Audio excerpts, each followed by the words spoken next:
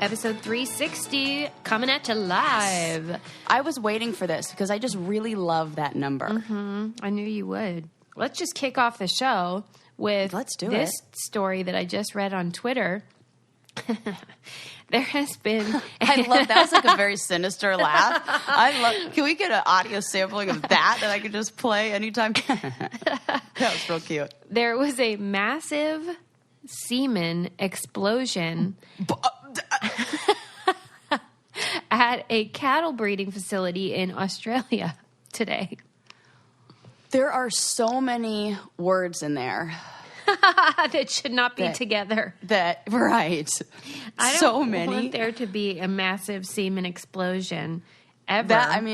The 17-year-old boy in me was like, there was a massive semen explosion in my bedroom a couple nights ago. In my vagina. That's so nasty. I mean, or not. Apparently a fire broke out at this insemination facility where they keep big cylinders of semen. Could you imagine? I wonder how many ejaculations it takes to fill up a cylinder of cow semen. Oh my God. It's so funny you say that because I was reading this really random article on Vice that was talking about a group of people who were like mathematicians who, you know, those weird word problems that like if, how many cups of water would it take to fill some big body of water? And you have to like think about, it's like a logic problem but with numbers. Well, people did it with sexual stuff. They were like, how many miles of penis has Jen Jameson fucked? My God. And they came up with 26.7 miles of penis. They like did the math for it. It was hilarious. So it's like people who like take these numbers and break it down, but then they accounted for partners and that number dropped down to 6.7. Why do I remember this stuff? Wow. She has fucked the equivalent of a marathon of penises. Yeah. Wow. Totally. So that's like what they were doing is they're figuring out all this like math and sex stuff. So that would be a really good question for this. For that particular For the group. hobby. Oh my God. I feel like it's in my history on my phone. Because this is clearly not an article I was going to like, well not clearly because now I've shared it. But was this was not something that I was deep dive? It sure is, Susie. Yeah. Susie. You know, because the tag BDSM on Vice will give you some really interesting articles. Okay. Really, really interesting. What percentage of the population do you think is into that crap?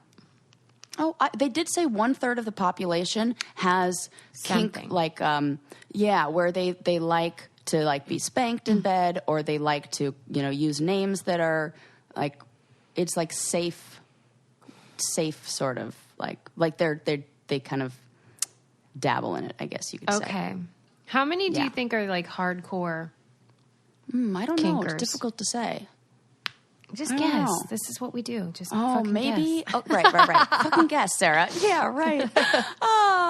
I would say maybe like 10 to 15% of the population. Really? 8 to 10%. Okay. Maybe 8 to 15. Let's say that range. It keeps changing.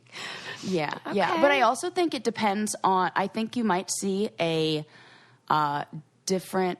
Oh my God, there was so much cool stuff I read in these articles and learned so much. Like the sexual assault, and you'd think that with like BDSM, people who are into that kind of stuff, that sexual assault or those kind of like, that may be higher, but it's actually lower in that population. Yeah. Okay. Yeah, I guess it could go either way. Right. Interesting. Super interesting. Yeah. It's weird because I really don't relate to it at all. And I have that mindset of, thinking certain things are weird. And, but you always say there's really no such thing as normal sex or just sort of typical, that everybody has something, or a lot of people have something that's out of the classic, traditional. Yeah. I just don't get it. I think so too. Yeah. I just feel like sex is so nice without anything added even. Oh, God, that's so... Not that you can't, I'm just, Right. I don't know. I feel like, in a way, it almost feels like a drug. Because I get like an adrenaline rush from the excitement and like safe danger, sort of. Okay. Yeah. You know? And so I get the adrenaline rush, and it really does. That there's tons of information about this, about like, you know, that feeling of like, they say that you know, people who are on the receiving end of that kind of stuff in the bedroom will have this euphoric like feeling of weightlessness and like in the here and now afterwards, because they're like on, like they had an adrenaline high and now they're like in this like crash. And and there's like I learned so much in my deep dive. It's very exciting. Yeah, I mean, if I knew, and then I was like, "Damn, I think I might be a member of this community and not know it." And you're kind of kinky, and like, you just never thought. I'm like, Yeah. I guess whatever you're into, you kind of think is normal. Yeah. So you don't even like no spanking or anything? Yeah, stuff like that. But I mean, the introducing of that's kind of like that's like it. Well, I guess I'm referring to when you introduce items. Okay, so that's kind of like different. Contraptions and straps and stuff. Yeah, it just seems like a lot of work. Yeah, but there's something about like, so in this article I was reading, they were interviewing a Orthodox Jew who runs a online sex shop that caters to that population. And we've talked about this in a previous episode about how that is they're kinky. Yes. And they in the article, they were talking about, you know, simply like the missionary position and how that's like, you know, the regular, normal, basic, like that's kind of like the vanilla, traditional. And so they explore, how do you take something like that and make it a little more open and a little more vulnerable? And you do that by strapping their legs down or something like that. And it's the same position, but in a more open and vulnerable and like edgy way. Okay, I get that. Yeah. And I kind of feel like it's anything, like it's a, you know, you don't just go from like 0 to 60. You don't go from like nothing to like flogging and whips and shit. Yeah. You know, it's like there's I almost feel like all these, like the Rihanna's Savage by Fenty line. Yeah. It's like BDSM light. Mm-hmm. You know, she's got like harnesses and like little whips, but they're like cute and pink, and like little like handcuffs and stuff. And so there's like this whole new growing market of, you know, really it's like 50 Shades of Grey and stuff that kind of started that. Oh, yeah. Okay. But I think people are a little, you know, people are into it. I mean, and maybe it's more than that. I'm going to have to do a poll. Yeah. An anonymous poll. Like, I know that it's hard to do an anonymous one, but, you know, I won't look at who's voting yes or no. Well, yeah, you really don't, too. You're an honest lady. I know that. Yeah, that's true. But yeah. I think the more that I'm listening to you talk, though, is what I think happens is what in your mind, wherever the line is for you of like, this is normal, and then this crosses into like, not for me, then that's the line that is kinky to you. So like when you said, well, what about spanking? Are you fine with that? And I'm like, oh yeah, that's fine. But see, to me, that's normal and traditional, but that's just because you know what I'm saying. So I might be more further down the line than I realized. I just don't like having all that crap that I got to clean and everything. I'm just lazy. That's what I've learned. That's like another, I almost feel like there are so many different levels of it, you know? There's just like adding toys or something like that, I think is almost in another category. Yeah, that's the part I'm not into. Yeah. If you're getting down and dirty in your sheets, though, guess what? You should get Brooklyn and tell them about yours. Oh, my God. Oh, did you see my pictures? Yes. Susie, are they not gorgeous or what? They're gorgeous. Tell me about how great it looks. Well, it looks good unmade. It's so beautiful with the linen sheets. It looks like a catalog. It does. It feels like that. Mm-hmm. And then like, oh my God, nothing feels sexier than like being in linen sheets. I don't know why. It's like my favorite thing. And they really do keep you cool. Oh, okay. Well, that's good to know. And yeah, and I learned so much stuff about linen sheets. It's the best. Sarah's so funny. When we went to the antique market the other day, and Sarah was like, Susie, I really did have the best sleep of my life last night. I did. I'm not kidding. I was like, God, I'm like cool and it feels wonderful and so luxurious. Yes. And I really did have the best sleep of my life. They're hotel quality sheets, Brooklyn and sheets. And, but they cut out the middleman. And so you don't have to pay an arm and a leg for them. You get those luxury sheets or towels, bedding, without the markup. And it's direct to consumer. You can mix and match the colors and patterns. They're so cute and they wash really well and they get really soft. Our Brooklyn sheets are the most comfortable sheets we've ever slept on. Their towels have turned our bathrooms into spas. I couldn't recommend them more. For friends, family, or treating yourself to the upgrade you deserve, Brooklinen.com is giving an exclusive offer just for our listeners. Get 10% off and free shipping when you use promo code BRAIN at Brooklinen.com. Brooklinen is so confident in their product that all their sheets, comforters, and towels come with a lifetime warranty. The only way to get 10% off and free shipping is to use promo code BRAIN at Brooklinen.com. That's BROOKLINEN.com, promo code BRAIN. Brooklinen, these are the best sheets ever. Susie. Yes. Do you want to take a How Kinky Are You quiz? It's only 12 questions long. Okay. Okay, I'm going to give it to you. I'm scared. All right, Oh, play along, people. How do you feel about pain as part of sex or foreplay? I can tolerate pain, but pleasure is more important. Hell no, or bring it on. The first one. I can tolerate, okay, all right. Would you ever like to be tied up during sex or tie down your willing partner? Never, or sounds fun? Yeah, sounds fun. Sounds fun. See, I think you're kinkier than you think you are. Do you like hearing or saying dirty words during sex or foreplay? Watch your mouth, it's hot, or I don't mind if my partner's into it? Ooh, that's a tough one. Because doesn't it depend on your mood? I would say it's not fun. me. I would say it's fun. Okay. So I don't mind if my partner's into it, or it's hot? I would say it's hot. Okay, yeah. She's kinky, people. Would you consider using sex toys as part of foreplay or intercourse No, with I'm your not partner? into I that, know your so. answer. No, it's weird. Okay. No, it's not weird. I just it's not weird. I'm just Okay, not I should go into back it. one then. Yeah, they did say they did have the option of like it's just not for me. Damn. Yes, that's what it is. One? Yeah. Yes. Oh no, I can't go back. Oh no. Wait, Oh, let's pause come it on. and edit it. You're gonna have to edit. You're gonna have to edit because I have to do this. I really want to get your answer. Hang on. This is so official. I wonder what the different categories you can end up in. Yeah, I know. I want to know. Okay, so would you consider using sex toys as part of foreplay or intercourse with your partner? No, it's weird. I have all the toys I need built in. Some toys can add spice, or toys are fun! Exclamation point. The second one. I have all the toys I need built in. Okay. How do you feel about involving food in the sexual act? For example, licking chocolate off your lover or sharing strawberries with a kiss. Again, no. Yummy? It's Could too be messy. interesting. Okay, one of the options is sounds messy. Yeah. That's the That one. I always think of your son when you said like that he wanted to fill the pool with LaCroix, and you were like, "What could be wrong?" And he goes, "Sticky." So that's funny. Yeah, okay, right. Not to involve your son in this conversation, which is weird. But anyways, forget I said that. All right. This is funny. Is your rear entrance off limits or open to exploration? It's open. Have yet to try, but could be interesting. Okay, back door is open. Yeah. How do you feel about exploring the rear entrance of others? Exciting. Now turn around. No thanks, or only if I think it would turn them on. The third one. Okay.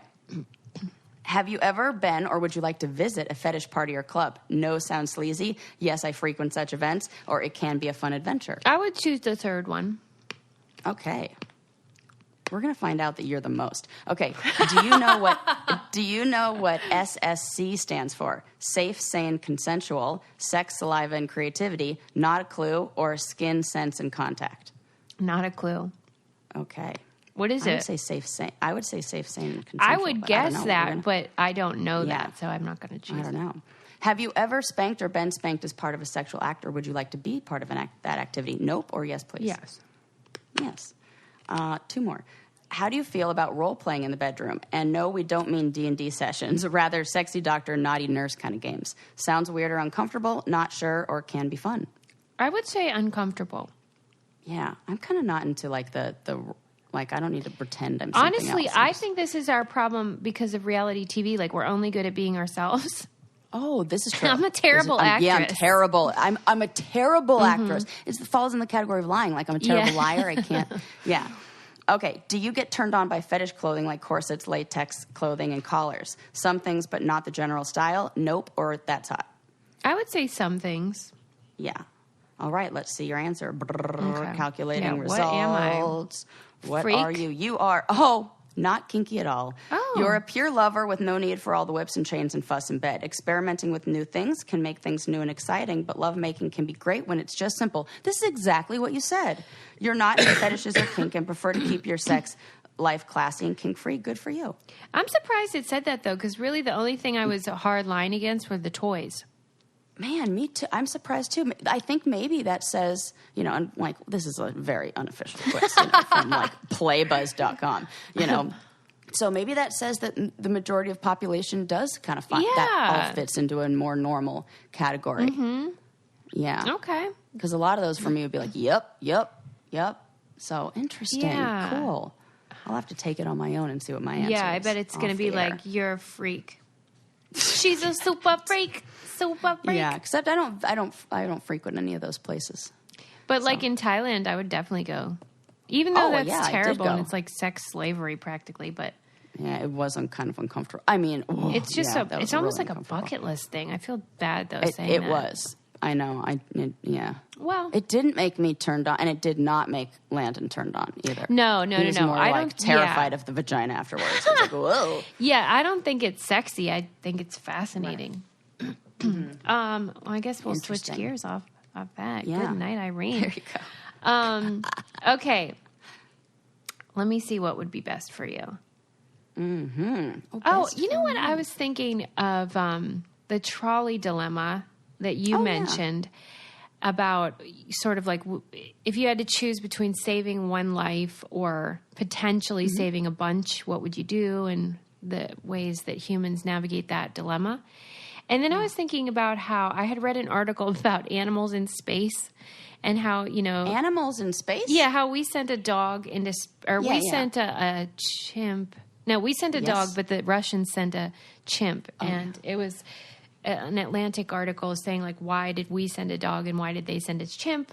But the larger point was sort of about the consequences to the animal and then what the benefits were for us. And I thought, that's an example of the trolley dilemma where you might have to kill an animal, for example, in scientific testing or in the space program, with the hope of perhaps saving people and other animals, depending on what the study is. You know what I mean? This is almost everything false. Like when I went to school, when I was in school and I was in my psychopharmacology class, and after learning about, I was like, maybe we do need to have a little bit of animal testing, which felt really uncomfortable and weird to say. But the more I dove into research, it kind of was that trolley problem of what are we really learning from doing all this? I'm not saying that we need to be testing, lipstick on them or anything, but yeah, it's a cost benefit type of thing for me at least, and if it's about saving kids from cancer, then I'm going to be fine with a few mice dying, blah, blah, blah. Yeah. But it made me think of that dilemma and how it comes up more often than I realized. It's not really hypothetical. We're making those choices all the time. Well, and even in something super simple, I was scrolling through Instagram and one of my friends had put up this, she's real cute. She always does a summary of her week with her kids and this little slideshow thing. And I always like reading it because she's real funny with her commentary. Shout out to Jenny. And she said, I had a real trolley dilemma with my children. It was make one happy or make all make one happy and two miserable, or make all three miserable. She had a child trolley dilemma, and I commented under it, and I was like, smart people will know, hashtag trolley problem, and shout out to your. And then she even went so far as to cite it, where she in quotes put the researcher and the year, That's a proper nice. In text citation. And I was like, I like your style, girl. Yeah, and I think that it's a good paradigm to observe the ways that we make those choices throughout our daily life or in social situations like the space program. Yeah. But anyway, okay, moving on. Do you want to hear about why whale songs are getting deeper? Oh. Or why millennials like online dating. Oh, well, I'm going to need to hear both. But okay. Let's start with the whales, and I'm going to try to guess. Okay. Are they depressed, or are there noises in the ocean that they have to like account for, and now that's changed, that are like man-made noises that they have to change their tones? Well, I will reveal the answer after I tell you why you should wear Rothy's shoes. These stylish shoes for women and girls. You guys have seen them on my feet almost every day for years. These are my favorite flats. They are sustainable, comfortable, washable. Throw them in the washer. When they get dirty, they come out good as new. They're super comfy. They have tons of colors and patterns and prints. They have sneakers and the loafers, and then they have fancier ones you can wear to work. They're made with recycled water bottles. Come on. You're going to love these. I don't know what else to tell you. I've told you so many times. They are so great. It'll blow your mind. And they're your forever shoes, according to BuzzFeed. Go to rothys.com, rothys.com/braincandy to get your new favorite flats. Comfort, style, and sustainability. These are the shoes you've been waiting for. Head to rothys.com/braincandy today. Okay. The answer is unknown, but they have a couple theories.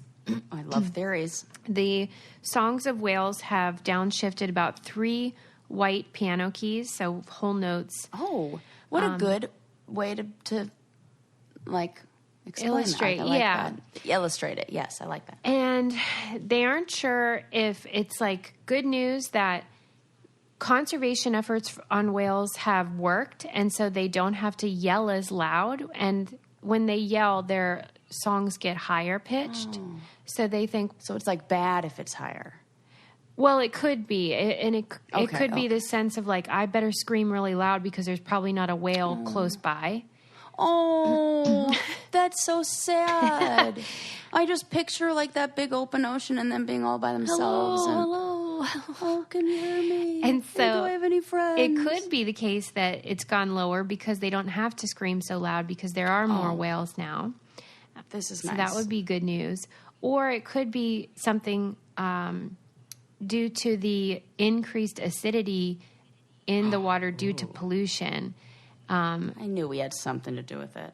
They think maybe the acidity in the water makes their calls travel further naturally, so they don't have to scream as loud. Oh. So it could be both. It could be one of those. They don't really know. Super interesting. Yeah, man. I mean, gosh. And I guess that's the real trouble with the ocean is how mysterious it is and how we really don't know as much as we wish. So you can only guess. But we do know there is too much crap in the ocean. That's definitely true. But I think I think that people need to see more of that. Like, yes. I don't think people really understand, like, when they very casually, you know, like, I was overhearing somebody complain about the straw thing. Yeah. And they were like, then they turned to me to complain about it. And I was like, you're talking to somebody who has their own straw on a keychain. Thanks to Susie. Yeah, right. Yeah. And I was like, you're talking to the wrong person. And I was in a state that wasn't California, too, when this happened. I can't remember where I was. But I wanted so bad to be like, let me, you know, and then I was like, you know, every straw that was ever made is still out there and, like, floating around and blah, blah, blah. And I was like, Sarah, get off your soapbox. You're not going to, like, change the world. I think it was at the airport or something. And, so I think if people really saw that, like, I feel like they should be teaching that in school, you know, when you're learning about, like, the planet and all this stuff. Like, show pictures of that Texas-sized trash pile that's, like, floating around the Pacific Ocean or whatever. Nobody knows what that looks like, you know? Yeah. So you feel like it's because it's too abstract.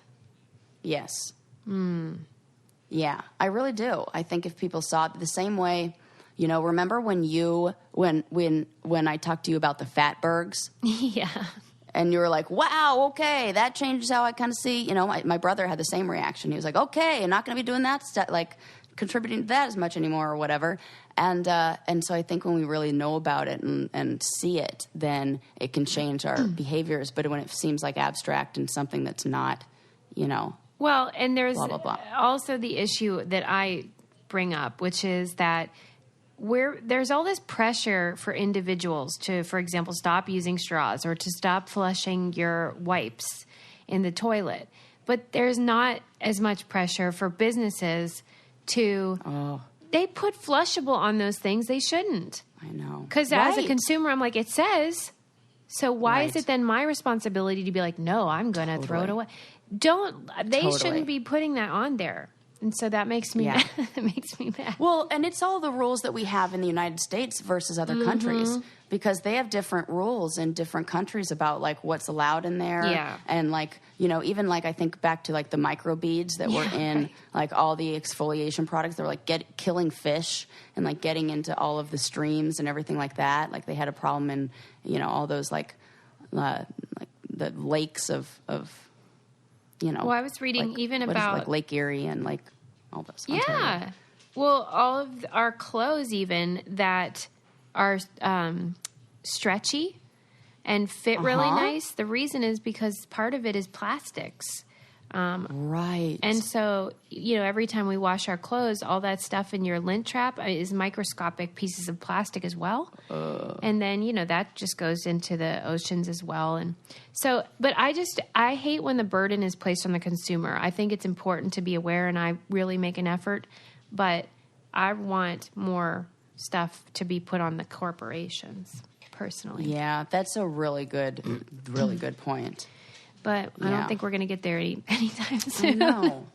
I know. It's depressing. But you know what? That's what, as consumers, we do have the power to, you know, spend like our dollars with the companies. So I think like being informed and, you know, like we have sponsors that are sustainable and like, you know, clothing that's sustainably sourced and all that stuff and like Rothy's and all this stuff. So I think when you make those decisions of like, oh, I'm going to buy this product instead of that, that's a way to kind of fight that and, you know, hopefully take some of the profits away from that company. So they're forced to make some changes. Yeah. And I think we're starting to kind of see that and companies kind of following that.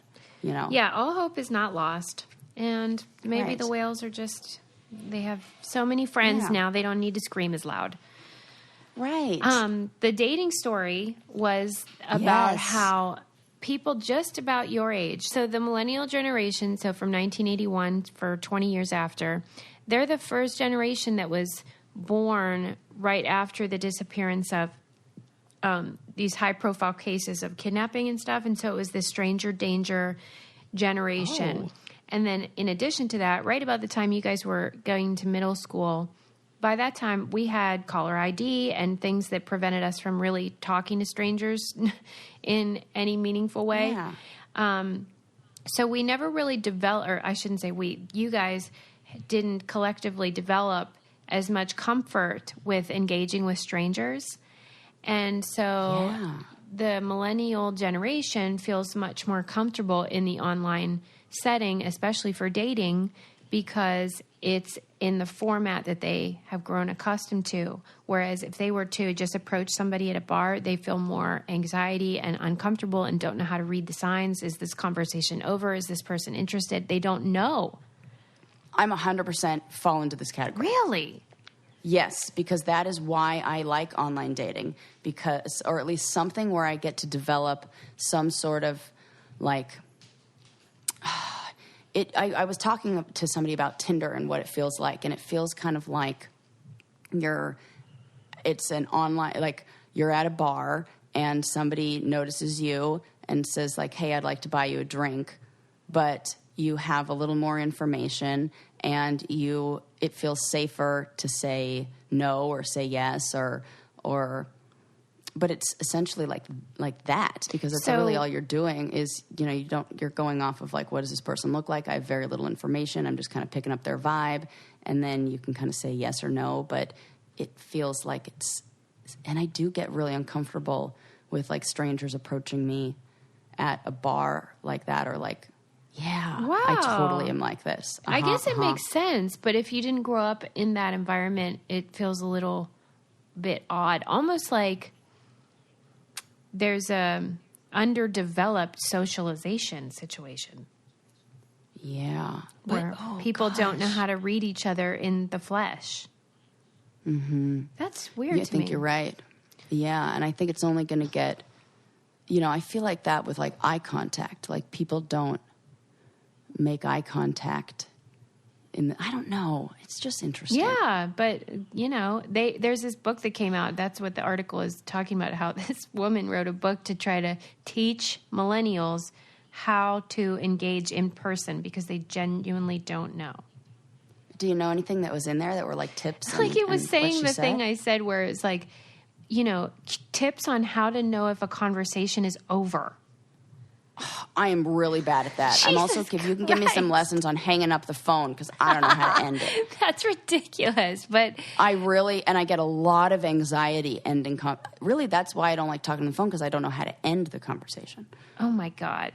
I feel maybe that's what I'm sensing because not with you, but with certain people I speak to on the phone where I'm wrapping it up and I feel like they should know these are cues like we're done here. And then they keep fucking talking. Yeah. You guys just want to keep gabbing. Oh, what is that?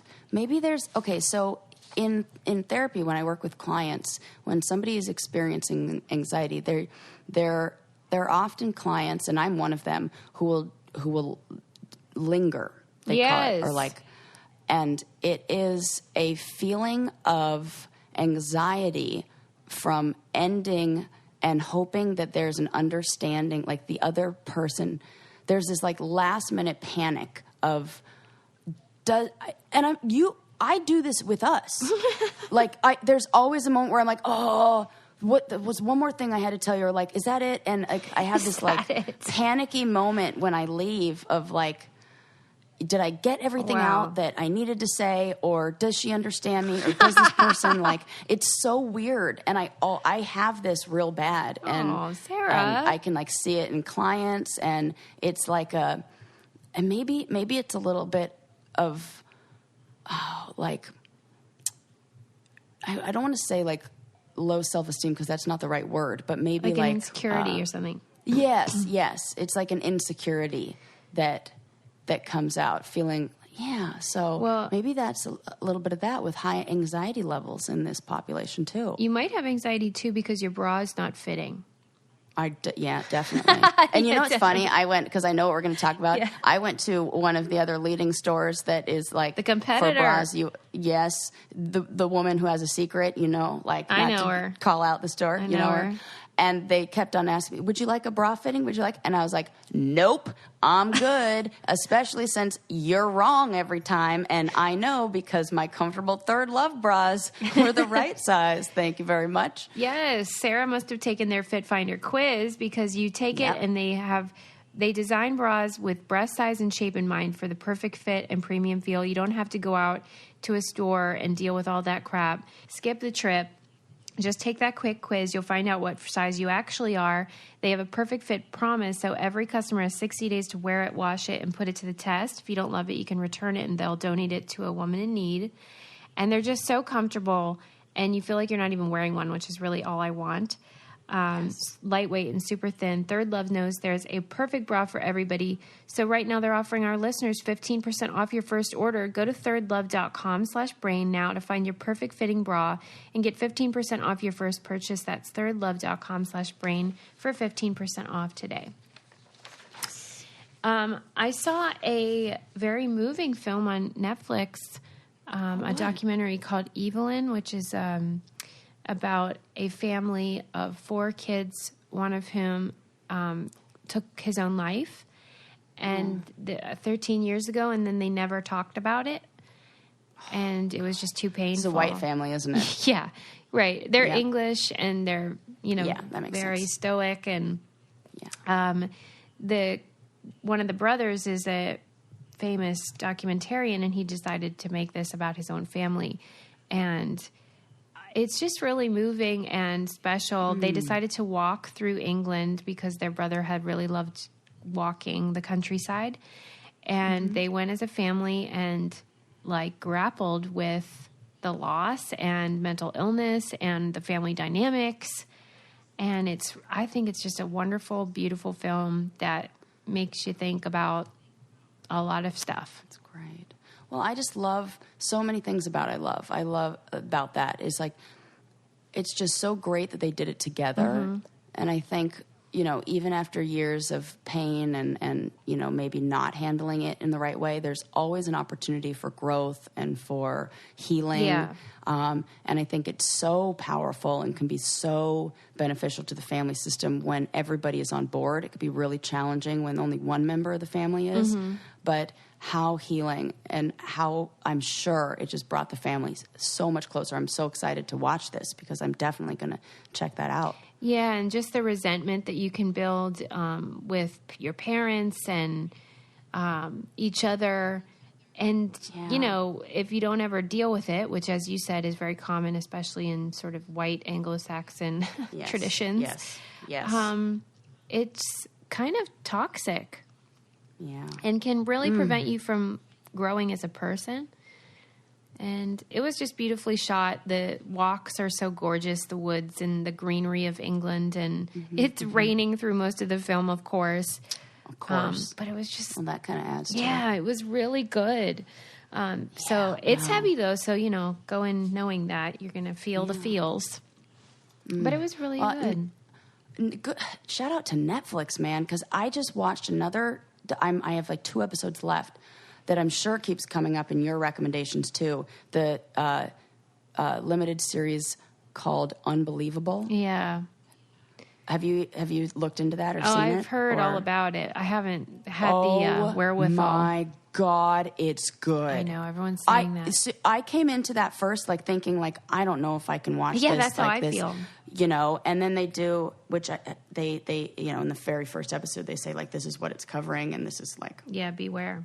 Going to be talking about sexual assault. It's so perfectly done. I almost feel like I can do an entire podcast breaking down each episode of what it's so perfect. Well, sorry to interrupt. That's the kind of thing we could definitely talk about in our Patreon things we're doing now, too. We have to do that. Yeah. Oh, my God, yes. Watch that, and then, because I want to discuss it, and I want to discuss, what it is they're talking about, the way that the detectives handle it, the way that they cast it. It's so great. It's everything you want Law and Order Special Victims Unit to be, but, it isn't. This is the real case, and I feel it's so great that why did it take so long for there to be a movie, a series, or whatever that talked about this and it's just great, and I love it, and I really, really, really recommend it. Yeah, I heard in it the acting is so good, and oh my gosh, it's amazing. Excuse me. Yes. Pardon me. I'm just dying over here. Yeah, Toni Collette, I think that's her name. Yeah, that's her name. She's a freaking badass. Yeah, she's always good. Yeah, and I know there are female writers and because the casting is women in these great roles, and it's just it's I think it's perfectly done. Yeah, all right, so I'll have to watch it then too, and we can talk about it on our Patreon. We're doing little fun, kind of we're trying to get into soul searching a little bit more on our Patreon, so you can go there and check that out. This is Brain Candy's version of Super Soul Sundays. Yeah, kind of. So it's we're just as dysfunctional as ever, but totally. talking about stuff that matters, because sometimes you got to do a deep dive. Yeah, you got to be vulnerable. You got to get into it. You got to talk to people. Yeah. No, I think it's good. Yeah. And then we learned that we all have the same stuff. Yes. Everybody's dealing with stuff, and that's real fun, and it makes you feel really supported, and it normalizes anything, right? Yeah. I love hearing that. Oh, me too, me too, me too. Yeah. I was reading about just this statistic about deaths of despair. That's what they're calling it. Suicide and other sort of overdoses and things like that have doubled since just the year 2000. Doubled. Wow. And it was talking about how we societally might be suffering from a meaning deficit and a loss of purpose, and I really relate to that. And I think a lot of folks who maybe grew up in religion but then decided it wasn't for them, there's sort of a void there too. Yes. Yeah. So I talked about this, so I guest lectured in a class last night, and it was on social class and life cycles and aging, and we discussed some of, the benefits and, like harm, I guess maybe that's not the right word, but like of being in different social classes. And, there's this this idea that if you're like upper to middle class or, in this like elite class that, you have all the resources and everything is easy and blah, blah, blah. And which a lot of things are, absolutely. But one of the things that the students threw out was this sense of meaningless. Yeah. Likeness. And that they see clients who maybe had all the resources, had everything given to them, didn't really have to struggle. And they have this sense of meaninglessness. Yeah. Like, what's my, a lot of times I want people who don't have, like a passion project or are working or, you think like that trust fund kid who like, I always think of like the like who comes to my mind is Shep from Southern Charm. Southern Charm, yeah.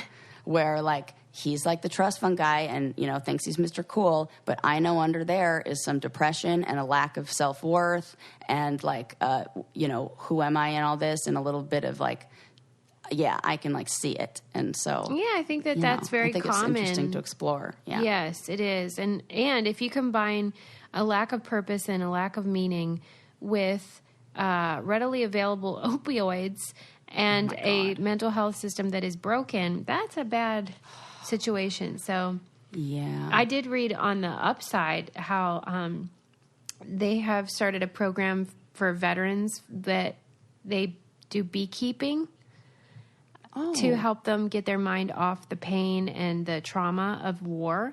They find beekeeping to be highly effective, and they've been doing it since 1919 after World War I. Wow. Which is super cool. And a testament to the ways that working with even animals in general can, put you in the moment. I even noticed that with my freaking cat. Like when I'm interacting with my cat, I'm truly in the moment, Yeah. Well, it's cool. Absolutely. And I think also it's caring for something. Yeah. Right. Is really important. Yes. And it gives you a sense of purpose, meaning and purpose and value.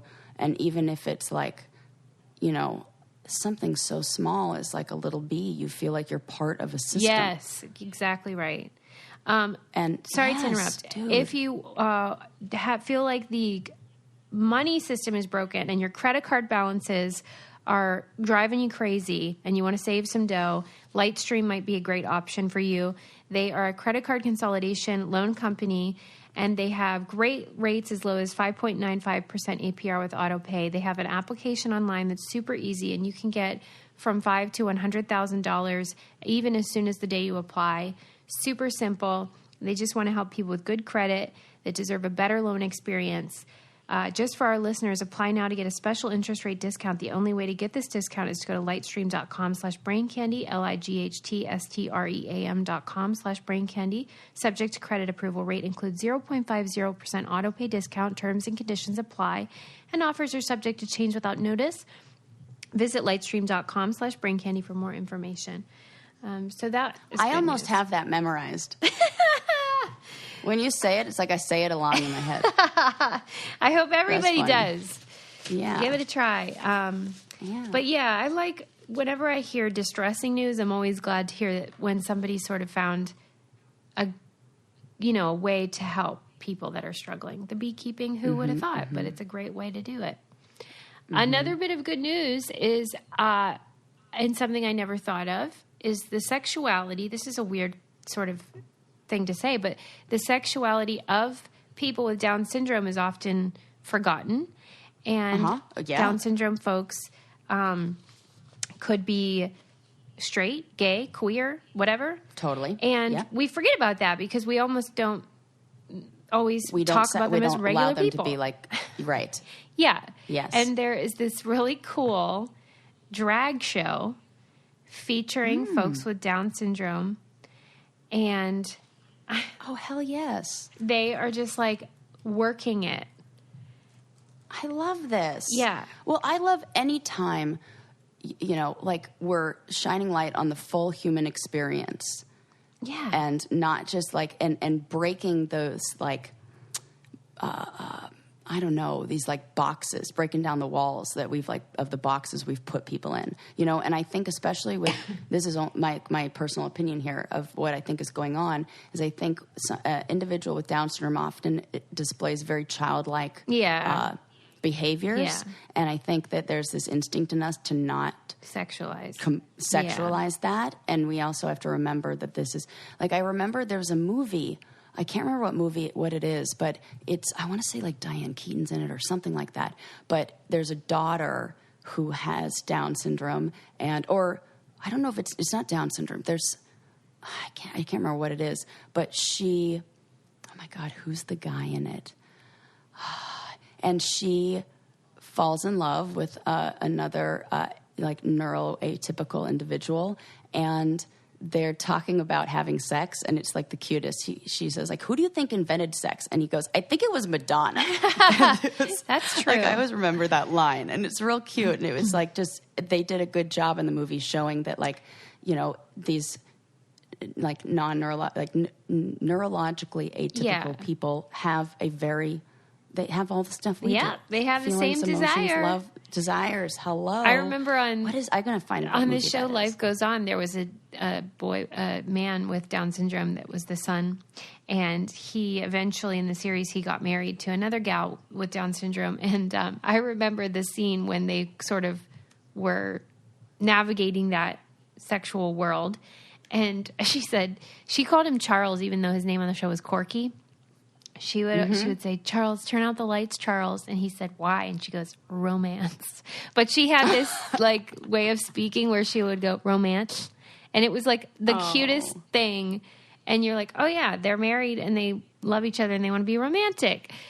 And so this is another example of that. The drag troupe is called Drag Syndrome, which is adorable. Cool name. And you should see their outfits. They are just fierce.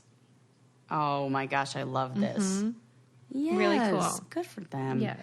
That is a show I'd love to see. Oh my gosh, me too. In the same, speaking of drag queens, are you hearing all of this, like, I guess you call it backlash or whatever, just buzz about Drag Queen Story Hour? No. Oh, yeah, at the libraries. Yes. Yeah. And people are like not happy about this. Well, yeah. And, of course. And like protesting it. And I think it's ridiculous. End of story. Yes. My Les's in Pittsburgh, they took their kids and it was super cute. And yes, I would definitely take Link. He would love that. I remember my mom took me to, in Santa Monica, they had, I mean, it must have been Pride like way back when. I mean, I was probably 7 at the time. And we went and saw all the drag queens. It was so much fun. I remember asking questions and my mom being like, yeah, some people just like to do that. And that's how they, you know, express themselves. And as we were watching, I was so fascinated. And a drag queen gave me a Barbie doll that was like a drag Barbie doll. And I loved this thing. This. Yes. And then I lost it at the car wash.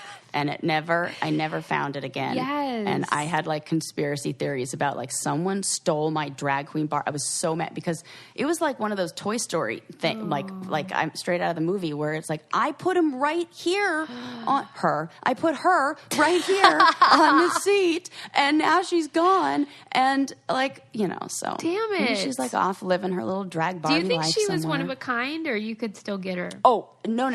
This was one that they had made. Like, it was, I can't remember if it was like a Ken doll that they had dressed up, but we're talking like painted, like hand painted on, like overdone makeup and everything. Like, it was awesome. I remember it to this day. How old were you when you lost it? So it was like not that long after the show, like maybe not show, like parade. It was like, I was probably 7. That sucks. I know. And you really have a conspiracy theory about what happened? I don't know. I just feel like, where did that go? I just have questions with no answers. Did you watch the Adam Ruins Everything about conspiracy theories? No. It was really good. But I'm going to. He was saying how we're all susceptible, of course, and that members of both parties become more conspiratorial when their party loses power. Like, so if you're... Well, who you voted for didn't win, and then you are more inclined to believe in conspiracies. It was talking about the moon landing and telling you why it has to be true and it can't be a conspiracy. Yeah. And how, with JFK, there's all these conspiracy theories about the grassy knoll. But with Reagan, there's no conspiracy theories because he lived. And so it's like, one guy did it. Yeah, that's believable. But because JFK died, then it becomes like it couldn't have just been one guy. Right. But it was really interesting. Interesting. Yeah, I think all those. I watched something recently that was talking about coincidences and how we think that these unlikely things are actually more likely than you'd think with all the people that exist out there and all I like there's only a certain number. It's fun. Don't you find it... What, the conspiracy theories? No, more of the coincidence stuff. Like, it's just fun to be like, ooh, that's serendipitous, or wonder what the universe is telling me. We always talk about that. Yes, I love that stuff. Like, it can make you more, I think, aware of your surroundings and your world if you're inclined to think there's a rhyme or reason, even if there's not one. Yeah, and I always go back to, like, sacred geometry. And you always go back to that? Well, no. I mean, like, what I mean is, like, I always go back. What I think about, like, connection and everything like that is, like, when you boil everything down, there is a, like, harmony in the universe. Oh, I like that. And we see that. It's like Fibonacci sequence. Yes. Like, and then when there everything is comes order. back to, like, that's what I mean. There is, if you just really, like, look, there is natural order. And also natural chaos. And isn't that freaking cool? It's like the yin and yang thing, like two sides to every. I love it, man. I didn't read this article, but there was a headline the other day that said that a black hole was getting hungrier. Whoa, what a weird way to put it. It fucking freaked me out, like, because you said chaos, and that reminded me of just the universe and how it's all crazy. And I'm like, ever expanding. I probably didn't read it because it would freak me out, but like whatever, this black hole is like ravenous to eat us all up. I get it. Suze, I have a friend who is, I think she started in a master's program for astrophysics and then left to do something else because she was like, that wasn't challenging enough or something crazy like that. But I remember being like inspired in my beginning college career. I had the option, like, you have to do one physical science or one natural science in your requirements. And I was like, okay, I'll do astrophysics. And that sounds like fun. Oh, fuck that. I dropped out of the class because that feeling of like, I am insignificant. Mm-hmm. Forget it. So then I was like, I'll take oceanography. That seems better. No, we know less about that. Yeah, good point. That was the one, I got the lowest grade they've ever received. Well, second lowest grade I've ever received in that class. I got a C. And I just remember being like, man, I sucked at oceanography. That's funny. That was your respite from space, too. Yeah, right? And I chose I didn't know. Yes. Fun field trips, though. Sometimes those stories about the vast unknown can feel overwhelming. Yeah. Or maybe we should just surrender and think well, that's what Adam Frank said when we had him on. He's an astrophysicist, and he said that gives him comfort because then it's like that thing you're really worried about, it's nothing in the big picture. Think about the big picture, and you will realize your problems are not that big of a deal. They're not. But, I mean, I don't listen to that. And if they are, and if you feel like that, just join us on our Patreon Q&A and we can talk about it, and there you go. Yeah, and don't forget to subscribe and leave a 5-star review and all that jazz. Yeah. You know what I just want to say we did right there? I think both of us sensed that we were like, yes, Sarah, you know. I know. I was feeling it. Yes. Oh. Okay, got it. I can end a podcast, but I can't end a freaking phone call? Maybe you're just more eager to end the podcast.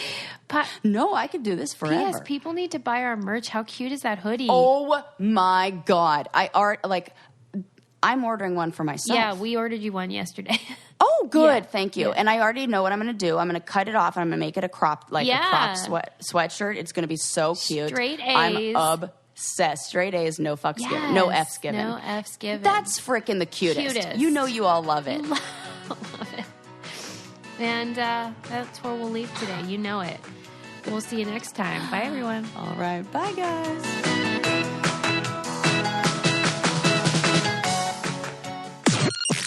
podcast is brought to you by Wave Podcast Network. Check out all of our shows, including the Brain Candy Podcast, I Don't Get It, Coffee Convos, and Let's Talk About It.